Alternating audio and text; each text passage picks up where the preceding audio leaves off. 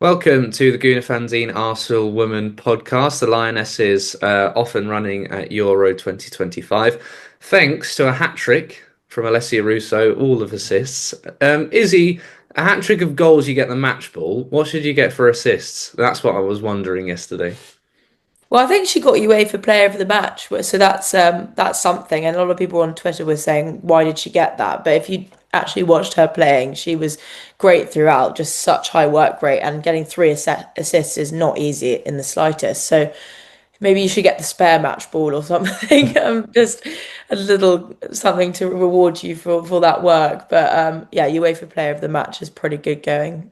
Yeah, I can't think. Like a corner flag is probably no good in terms of stick. I mean, you can stick it in your garden, but it's a bit of a hassle to carry. But yeah, I'm not sure. Maybe yeah, spare match ball. But and also there isn't one match ball anymore because of all the ball boys, ball girls, the multi-ball system. So anyway, that's another debate. But yeah, this is the Alessia Russo we know, isn't it? We know she's got this hold up play, this work rate. I thought she did really well in particular for the Stanway goal. But going through them all, Hannah Hampton firstly with that long ball, she's right to take all the praise, but there's some great movement and control by Russo. I mean, it was one of those where the ball to Russo is brilliant, the goal is brilliant, and Russo's almost sandwiched in between, but she did some good work herself.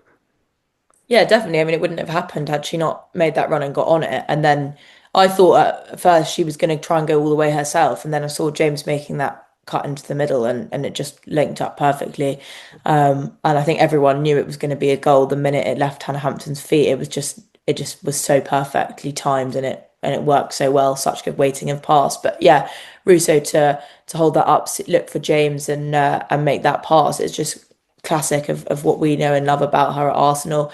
I think everyone expects her to be scoring the goals as the number nine, but she's quite versatile in that role and she's able to create those chances for other people as well. So I think that's also important to acknowledge. And hopefully yesterday she got her flowers a bit for that. I mean, with a 4-0 win, she didn't need to score, but I feel like I know she had one disallowed, but she did miss a couple of chances, particularly those couple of close range headers. I think she probably will feel she should have been on the score sheet too.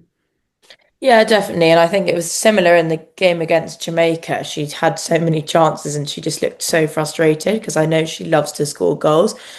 And she was missing those headers, which she probably should be scoring. But luckily, those weren't the fine margins that England look back on and regret because they scored four anyway.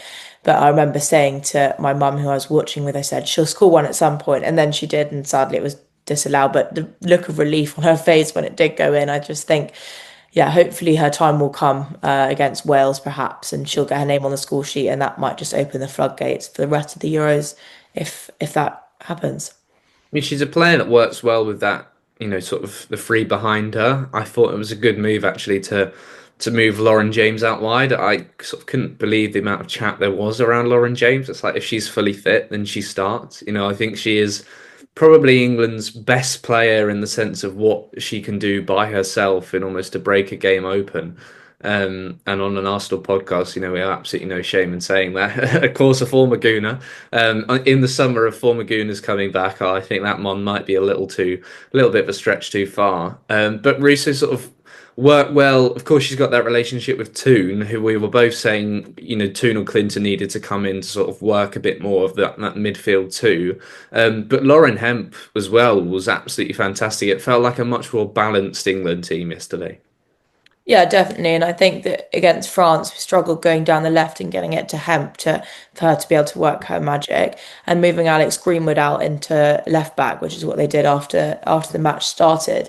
It just made all the difference. And as soon as Hemp's able to get on the ball, she's able to put those crosses in and create those chances in the middle. And she's just amazing to watch, isn't she? I think her and Lauren James, I mean, two Laurens on the England side, just causing so much hassle for any defence. They're just very clever with their feet and they're able to pick out these crosses and passes. And yeah, it's great to see. And they're both so young as well. So we've got years to come of them for England, hopefully.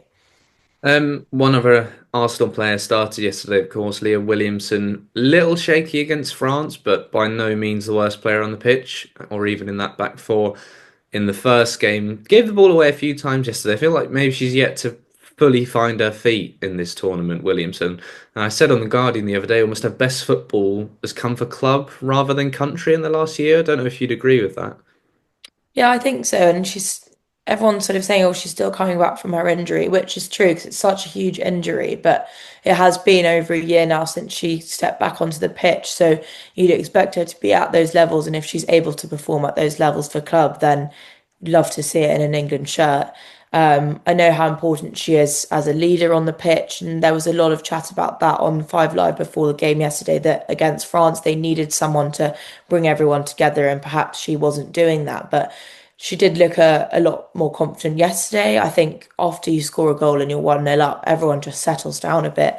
And to be honest, they didn't have a huge amount of defending to do because England were in possession and the midfield were cutting off the Netherlands most of the time before the defence. So they had a bit of passing around, and she did have some brilliant passes all the way forward to Hemp. I thought her and Greenwood passing all the way over to Hemp, skipping out the whole midfield was just incredible. They had such accuracy. So that's what we love to see from both of them. But yeah, perhaps she needs to, I don't know if it's nerves or what it is, or she just is so pleased to be back in a tournament. But yeah, let's hope she finds her feet soon.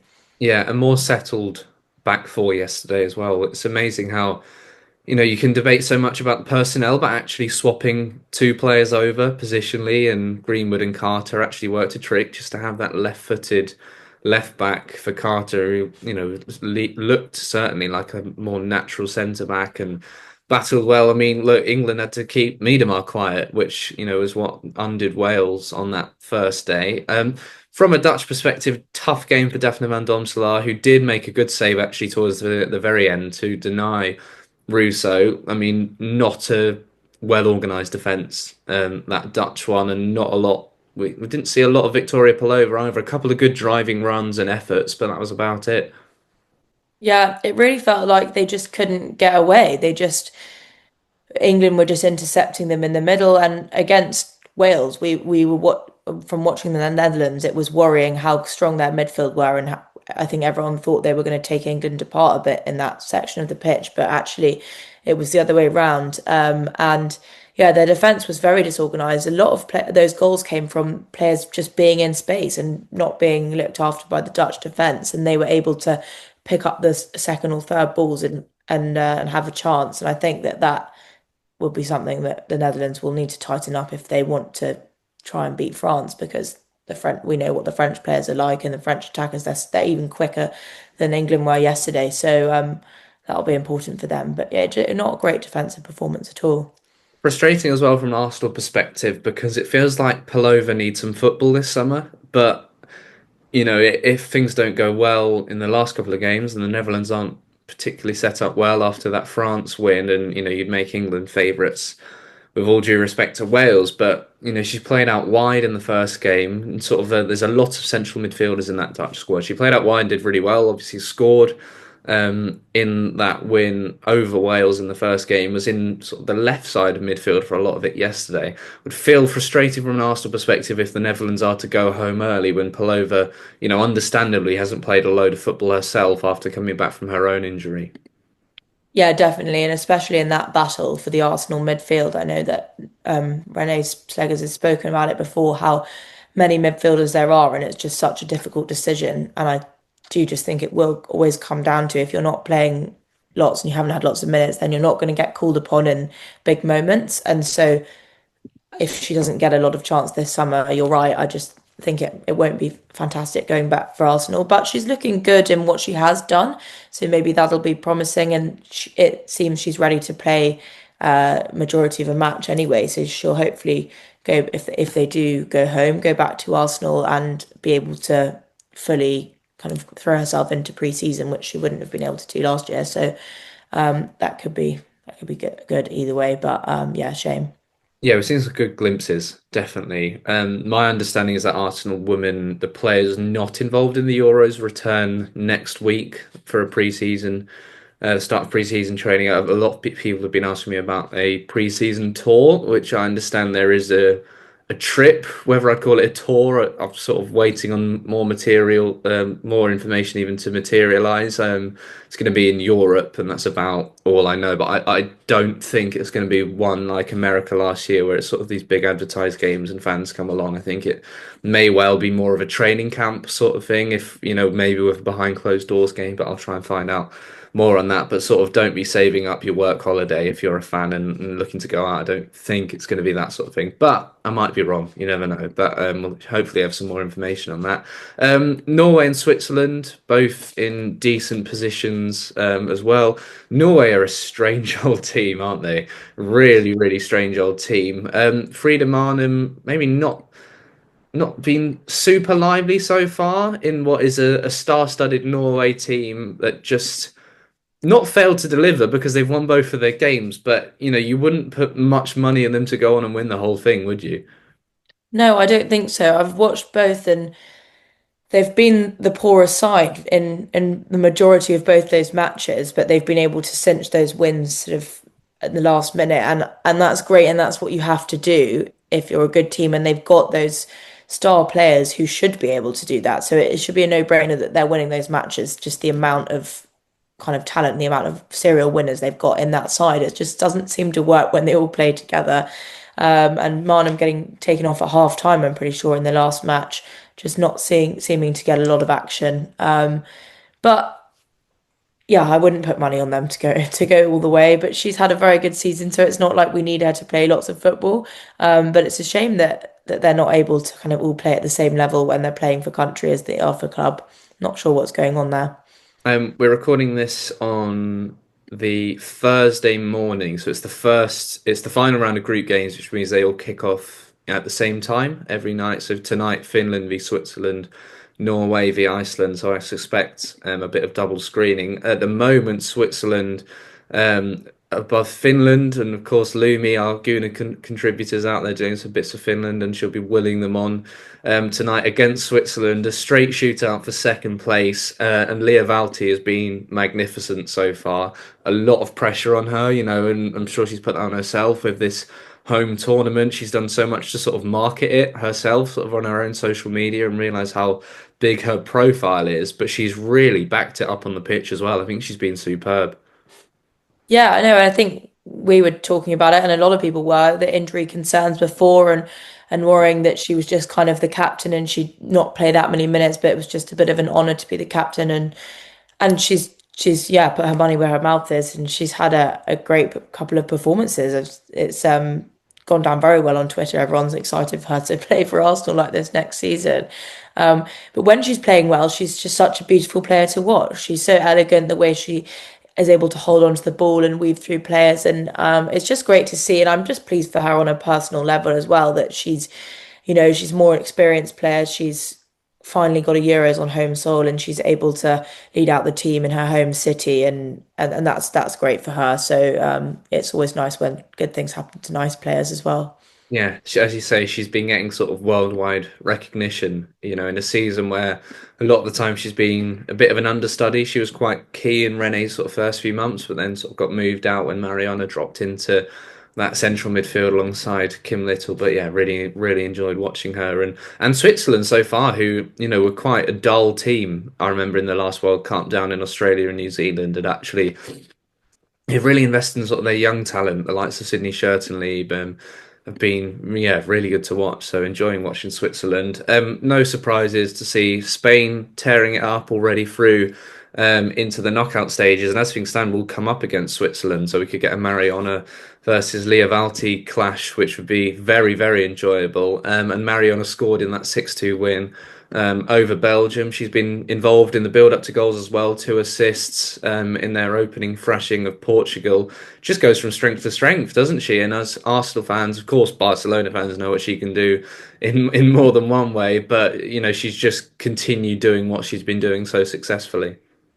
Yeah, and I still feel like she goes a bit under the radar with Spain. I don't know what it is. I just feel like Alexia Putellas gets a lot of the praise, and actually they do sometimes quite similar work. And Mariona just is quietly goes about her business. And I mean, obviously, I don't want Spain to win the Euros, but if they do, I'd hope that she's got to be on high up on that list for that Ballon d'Or, because She's just had such a fantastic season, and it's continued into the Euros, which I don't think anyone expected anything less. Um, but yeah, she's just brilliant to watch, and you can just recognise that she doesn't change between club and country. She's, maybe a bit positionally, but it's the same effort, the same skills, and she's just such a reliable player. I just still every day so happy that she plays for Arsenal. Yeah, good start from Spain, already through. And Sweden, Stina Blackstenius, she can miss 8 shots, but I tell you what, she'll score the ninth. A very, very Stina Blackstenius performance for Sweden against Poland the other night. Great to see Lena Hurtig scoring. All 3 goals were headers. I watched the game and they were swinging in cross after cross because of Arya Slani of London City as well. Really nice to see Lena Hurtig playing with a smile on her face. She left Arsenal and I've been sort of so pleased that she got that lovely ending. She was able to come on in the Champions League final. Hasn't really played a lot of football since the last World Cup, and was able to score. But Stina doing Stina things basically. She is so enjoyable to watch, isn't she? I think maybe a little less stressful as well when she's playing for another team. Yeah, and I know, and we speak about Mariona being reliable and predictable, but Stina is unpredictable, and I think that's one of her best qualities and what makes her so fun to watch because you have no idea, as you said, she's going to miss 8, she'll score the ninth, and she's been on fire in this Euros, and it's great to see her play for Sweden and have these good performances. And hopefully, it just gives her loads of confidence to come back next season at club and do the same thing because. I mean, I think hopefully the Champions League final winning goal will also do that. But yeah, it's fabulous to see. I think it's if England manage to be runners up in their group and Hmm. Sweden top the group, then that's the quarter final. I'm pretty sure. So we'll have to hope she only misses the 8 in that one if that happens. But yeah, great to see her and especially and also Lena Hurtig with a smile on her face because yeah, was I think everyone was concerned about her for a while, but hopefully because she's going to be happy in next season as well. Yeah, so Group C, the BBC website showing the permutations. So Sweden top, Germany second, as it stands. Sweden v England, as you say, and Germany France. And the final game of that group, Group C, is Sweden against Germany. So, yeah, where the Euro is certainly delivering so far. It's been very, very enjoyable. And yeah, another round of group games, and then into the knockouts next week. Some news closer to home. We'll start with Taylor Hinds. Plenty of reporting on this one, and just a move that seems to make sense. I think if she was predominantly a right back, it would make even more sense. Certainly, Hinds, her quality makes sense. Where does it leave Jenna Niswonger? Well, we spoke about this a little bit when it was rumored, didn't we? And I'm not quite sure, to be honest. It seems that Jenna Niswonger's gone a bit under the radar, and she's again not playing for the USA over the summer. So I'm not sure how much playing time she's having, and or if she's already still with Arsenal. It's a shame because I think she's got so much potential, but it feels that Taylor Hinds might slot in and find her spot a little bit quicker than Niswonger has, and then that might just leave her on the back burner. And I don't know, perhaps she needs to go on loan or something, but it's still super exciting to see Taylor Hinds coming back to Arsenal. She'll know a bit about the setup and the kind of ethos and style of play, which is great. And her and Chloe Kelly coming back at the same time is a nice kind of coincidence. So I'm excited to see her. She's very gritty, she's determined, she can be physical. And I think that yeah, those are all good attributes that Arsenal need in a few areas. So that's good. Yeah, we spoke about her when those reports had sort of basically confirmed that she had signed, and yeah, she is always one who impresses for Liverpool. I think every time Arsenal come up against them, they are a bit of a bogey team actually. I know Arsenal thrashed them at the Emirates, but they knocked Arsenal out of the FA Cup, and then the away game at St Helens, Liverpool probably deserved to get something from it. They just weren't clinical in front of goal, and yeah, as you say, 2018, Hines and Kelly moved to Everton. Hines brave and go from Everton to Liverpool, doing the Alex Greenwood and playing for those rival clubs. Reportedly a 3-year deal. I've also heard 3.5-year deal, which I don't think would be right. I don't know why it would expire in January. So I'd imagine a 3-year deal. Only 26 as well. So sort of in a very good spot in her career. She's very experienced for that age as well. Sort of helped Liverpool win the championship title and get them promoted to the WSL. I think Renee Slagers has said she likes the fact she was vice captain there as well, in terms of having that leadership caliber, and then help Liverpool to a really good season in 2023-24. They didn't quite back that up last year. Matt Beard departing. They've been linked with Gareth Taylor as well, of Liverpool. But a good sort of squad building player. You look at a Christian Norgard on the men's side, and it's maybe not one who's going to set the world on fire in Taylor Hinds, but actually for squad depth and taking these minutes from McCabe and Emily Fox, it's an important player. Yeah, definitely. And I think that that is something that Arsenal really needed to look at because those two players just played so many minutes. And I think that you can't be doing that if you're wanting to compete in all four competitions and make it to the final stages of all of them because there's just too many matches and you need to have these reliable players that you can count on that can come on or that can start and give Fox and McCabe a bit of a rest. And I think that hopefully, I think we thought that would happen with Nyswanger and it hasn't really. So hopefully with Hines, her experience in the WSL, she'll be more suited to go straight in and provide that rest for those players. Just finally as well, some news that, like the Kelly signing, we've known about for some time. I broke the story in May that both Jessie Gale and Cecily Wellesley-Smith would sign their first professional contracts. Now, these have been done for quite some time, is my understanding. Wellesley-Smith was announced earlier, and then I don't think anyone really knew why it took so long for Gale to be announced, and it came sort of the day before. I think Hines was confirmed. An exciting player. She's scored goals for Watford at senior level and Arsenal under 21s who won their league last season, scored for them, and then has been banging them in for England as well in sort of the age group. She was part of the side in the under 19 Euros recently. 7 goals for Watford last year and 5 assists. As far as I understand, only joined Arsenal's academy in January 2024. I think she captained Charlton Athletic as well. I mean, she's not going to be one breaking straight into the first team because further down the line, I nearly mentioned Michelle Agyemang earlier. It's going to be really interesting actually to see how Gale progresses when someone like Agyemang perhaps is in front of her. It looks like maybe it's going to be one, if not 2 seasons, perhaps out on loan.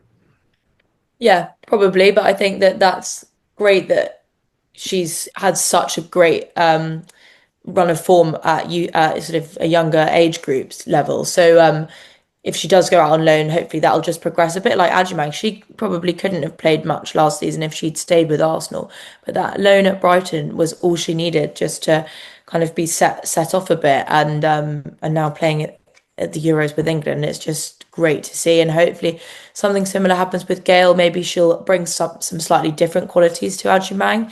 And I've heard some people say that she likes to train a bit like Russo, and she's a bit more like that, whereas Agyemang's maybe a bit more physical. So that will be exciting to see. But we've seen her training with the first team a lot more than anyone else. So she's already got that experience. And I remember asking Renee Slegers about it, and she spoke about how they bring these players in so that they know how to behave on match day and what the processes are like and how they do, how they prepare the day before, 2 days before, the day after. And I think that that's really important. So she's obviously ready on that professional level to spend some time with the first team, but not sure we'll see too many minutes.